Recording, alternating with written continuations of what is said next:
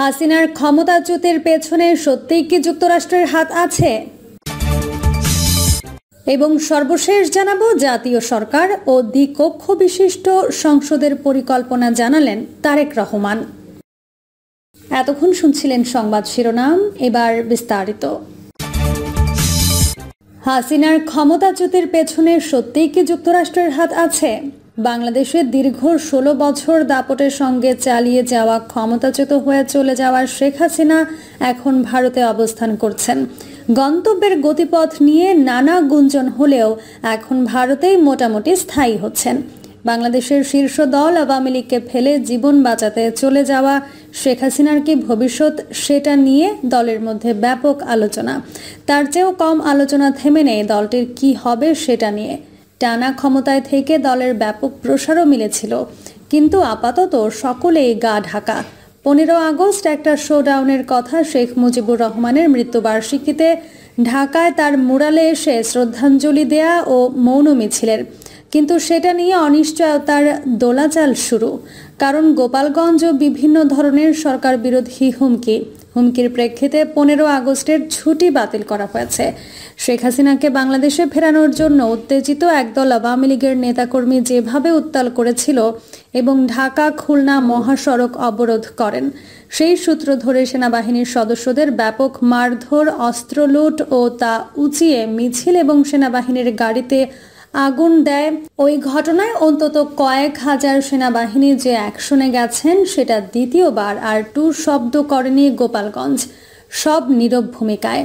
সংখ্যালঘুদের শাহবাগে জড়ো হওয়া থেকে শুরু করে চট্টগ্রামেও মিছিল বিক্ষোভ সব থেমেছে। শাসনামলে আওয়ামী লীগের সাধারণ সম্পাদক একবার বলেছিলেন, আওয়ামী লীগ ক্ষমতাচ্যুত হলে বিএনপি এক রাতেই শেষ করে দেবে আওয়ামী লীগকে। সেই তথ্য ও আশঙ্কার সম্পূর্ণ ভুল প্রমাণিত। 16 বছরের শাসনামলে তৃণমূল থেকে শীর্ষ পর্যায়ে যে দুর্নীতি অপশাসন চলছিল, সেটাতে দলের সিনিয়র নেতৃবৃন্দ সহ বহু আওয়ামী লীগ নেতাকর্মী কেউ দেশ ছেড়েছেন, কেউ লুকিয়ে বিভিন্ন নিরাপদ স্থানে। অপরদিকে রাষ্ট্র সংস্কারে হাত দিয়ে এগিয়ে যাচ্ছে অন্তর্বর্তীকালীন সরকার। দেশের এমন পরিস্থিতি নিয়ে শেখ হাসিনার পুত্র সজীব ওয়াজেদ জয় বেশ কয়েকবার ভিডিওতে ও নানা সংবাদ মাধ্যমে নানা রকম বক্তব্য দিয়েছেন, যার একটার সঙ্গে অন্যটার মিল খুঁজে পেতে হিমশিম খেতে হতে হয়েছে। তবে ভারতে অবস্থানরত শেখ হাসিনাকে উদ্ধৃত করে এক বক্তব্য প্রচার করেছে ভারতীয় সংবাদ মাধ্যম দ্য প্রিন্ট প্রতিবেদনে।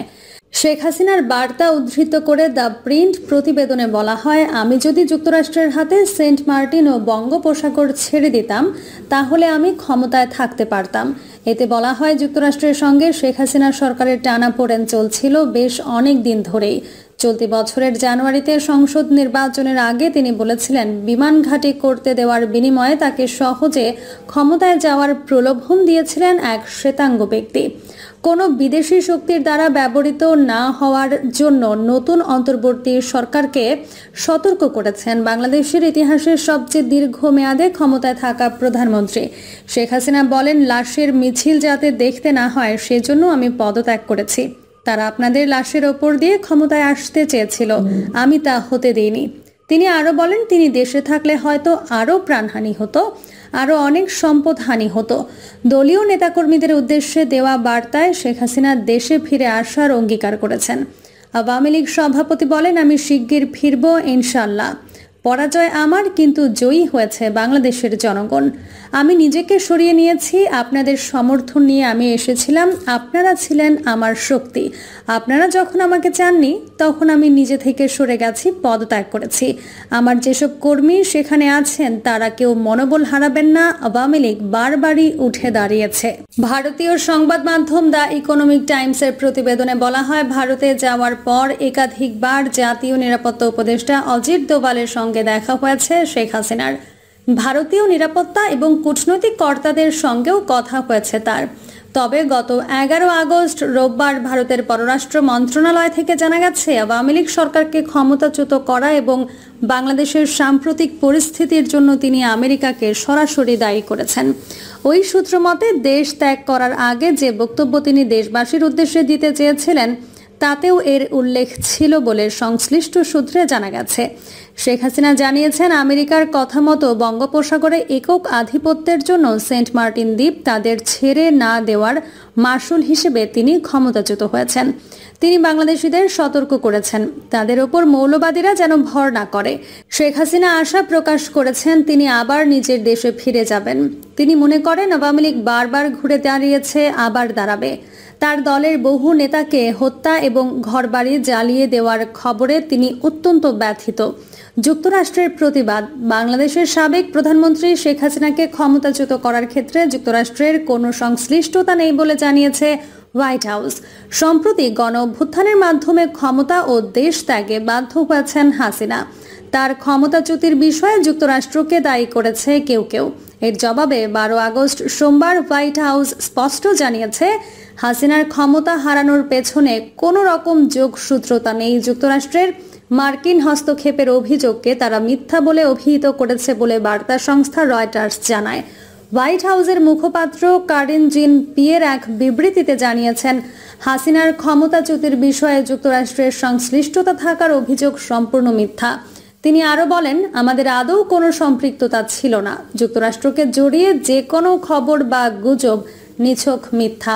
তবে শেখ হাসিনার পুত্র সজীব ওয়াজেদ জয় রোববার তার এক এক্স অ্যাকাউন্টের পোস্টে বলেছেন, তার মা ক্ষমতা ছাড়ার বিষয়ে আগে বা পরে কোনো বিবৃতি দেননি।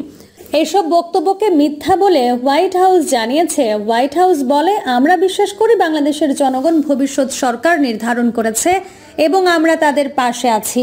ভারতীয় প্রচার মাধ্যমে ব্যাপক সমালোচনা। বাংলাদেশের শেখ হাসিনার ক্ষমতাচ্যুত নিয়ে ব্যাপক সোচ্চার ইন্ডিয়ান মিডিয়া। সত্য মিথ্যা জড়িয়ে যেসব রিপোর্ট তারা করে যাচ্ছে তাতে প্রতিবাদ করারও সময় নেই অবশ্য বাংলাদেশের। তবে সামাজিক যোগাযোগ মাধ্যমে ছড়িয়ে পড়া এসব রিপোর্ট বাংলাদেশে ব্যাপক ক্ষোভের সৃষ্টি হয়েছে। পরিস্থিতি এতটাই নাজুক অবস্থায় গিয়েছে যে এটা বিবিসি ও আল জাজিরারও রিপোর্ট করেছে। বিশেষ করে সংখ্যালঘুদের বাড়িঘর ভাঙচুর এবং মন্দির ভাঙা নিয়ে বিভিন্ন রিপোর্টে যে অসত্য সেটাই জানান দিয়েছে বিবিসি। আল জাজিরাও বিভিন্নভাবে ফ্যাক্ট চেক ও বাংলাদেশের বিভিন্ন স্থানে খবর নিয়ে ভারতীয় মিডিয়ার অসত্য বয়ান সেটা জানান দেয়ায় আন্তর্জাতিক পর্যায়ে বাংলাদেশের মানুষের মধ্যে যে সম্প্রীতি বিদ্যমান সেটা প্রকাশ পেয়েছে। সেই ভারতীয় মিডিয়াতেও শেখ হাসিনার পতন নিয়েও চলেছে নানা প্রতিবেদন। এতে যুক্তরাষ্ট্রের সেন্ট মার্টিন দখল, চীনের সঙ্গে যুক্তরাষ্ট্রের প্রতিদ্বন্দ্বিতা বৃদ্ধিতে বাংলাদেশকে কবজা করা হয়েছে জাতীয় বয়ান প্রচার করে যাচ্ছে, যদিও এসব ক্রমশ কমে আসছে। জাতীয় সরকার ও দ্বিকক্ষ বিশিষ্ট সংসদের পরিকল্পনা জানালেন তারেক রহমান। জনগণের সমর্থন নিয়ে বিএনপি ভবিষ্যতে জাতীয় সরকারের মাধ্যমে দেশ পরিচালনা চায় বলে জানিয়েছেন বিএনপির ভারপ্রাপ্ত চেয়ারম্যান তারেক রহমান। তিনি বলেছেন, স্বাধীনতার পর একটা জাতীয় সরকারের পরিবর্তে আওয়ামী লীগের দলীয় সরকার ক্ষমতায় আসায় দেশ প্রথম দিন থেকে বিভক্ত হয়ে পড়ে। ফলে একটা বিরাট অংশ ইচ্ছা থাকার সত্ত্বেও দেশ গঠনে কোনো অবদান রাখতে পারেনি। স্বাধীনতার পরপর জাতীয় ঐক্যের শক্তিকে ব্যবহার না করে সেদিন যে সুযোগ হাতছাড়া হয়েছে, আগামী দিনে আমরা তার পুনরাবৃত্তি চাই না।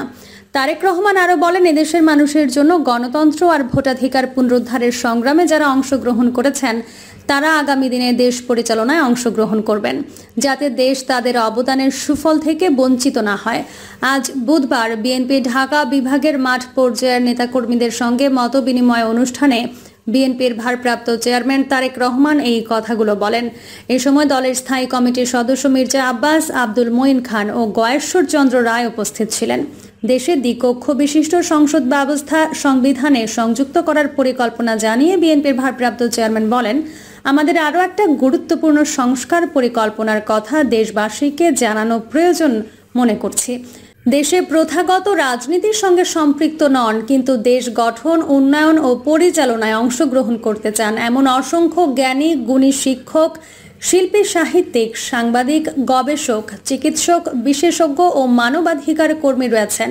কিন্তু বর্তমান সাংবিধানিক কাঠামোতে তাদের পক্ষে সংসদের সদস্য হিসেবে অবদান রাখার সুযোগ নেই। তাদের সেবা আর অবদান দেশের কাজে লাগাতে বিএনপি উচ্চ কক্ষ সহ দ্বিকক্ষ বিশিষ্ট পার্লামেন্ট ব্যবস্থা সংবিধানে সংযুক্ত দেখতে চায়। তারেক রহমান বলেন, আমি বিনয়ের সঙ্গে শুধু আমাদের আগামী দিনের পরিকল্পনা আর সদিচ্ছার কথা জানাতে পারি, কারণ আমরা জানি দেশের মানুষের সমর্থনই কেবল আমাদের পরিকল্পনা বাস্তবায়নে সহায়তা করতে পারে।